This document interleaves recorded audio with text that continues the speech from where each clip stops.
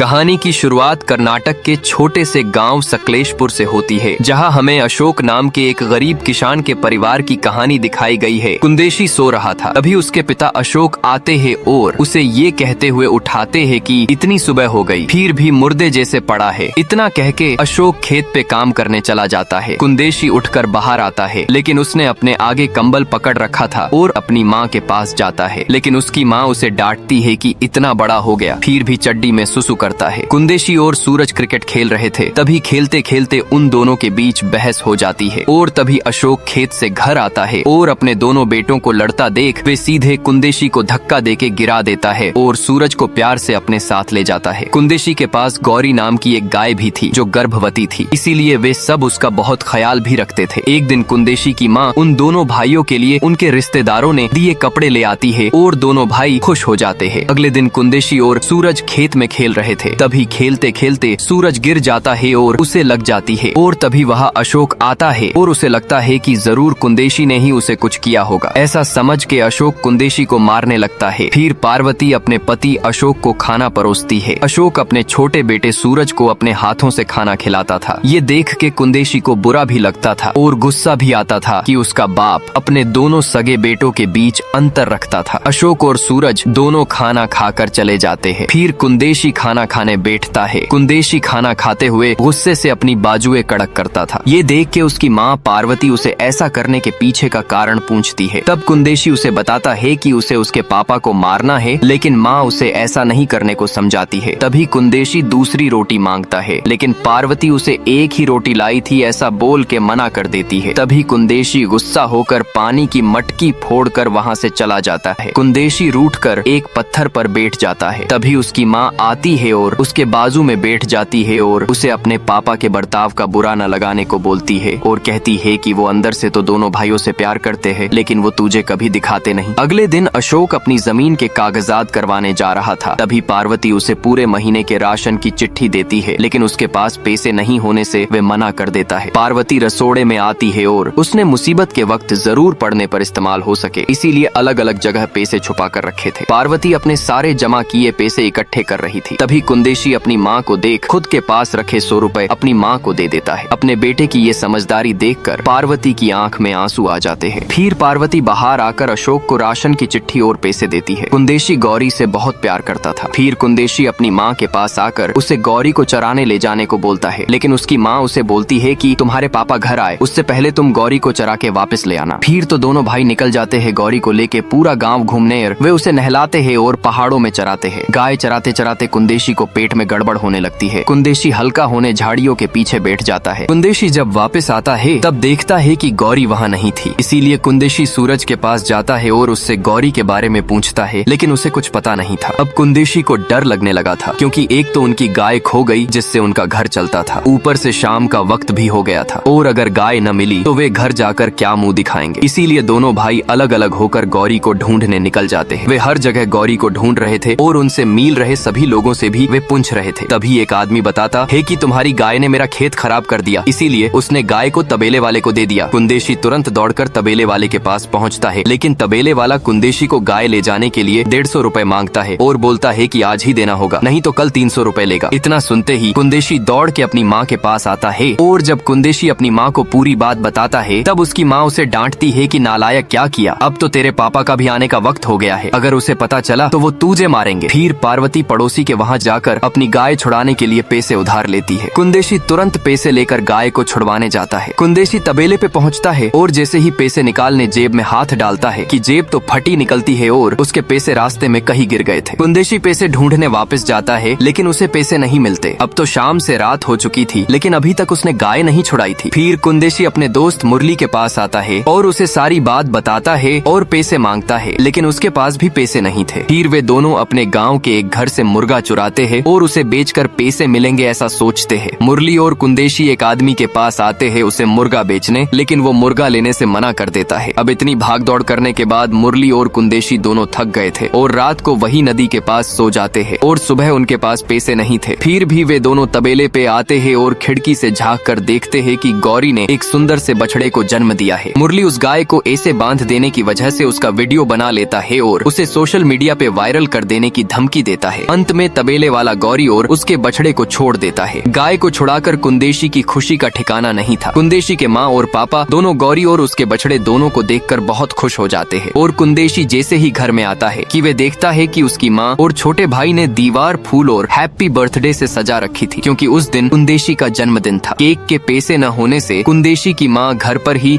गुड़ का पराठा बनाती है और सब अपना मुंह मीठा करते हैं और कुंदेशी के पापा उनका फोटो भी निकालते हैं। एक बाजू अमीर लोग जो जन्मदिन पर कहीं नखरे करते हैं, बाहर जाते हैं, पार्टी करते हैं और हजारों लाखों रुपए फूंक देते हैं, और वही दूसरी तरफ गरीब लोग जो एक वक्त का खाना खाकर भी खुशी खुशी जिंदगी जी लेते हैं। शाम को जब बछड़ा दूध नहीं पीता तब अशोक आके कुंदेशी को मारने लगता है और बहुत भला बुरा सुनाने लगता है, और कुंदेशी को अपने बाप के इस बर्ताव से दुख होता है, इसीलिए वे घर से भाग जाता है। लेकिन घर पर उसका बाप पछतावा कर रहा था कि उसने अपने बेटे को बहुत कष्ट दिया है और रोने लगता है। और ऐसे ही इस कहानी का अंत होता है। दोस्तों, आपको ये वीडियो कैसी लगी अपनी राय कमेंट में जरूर दें।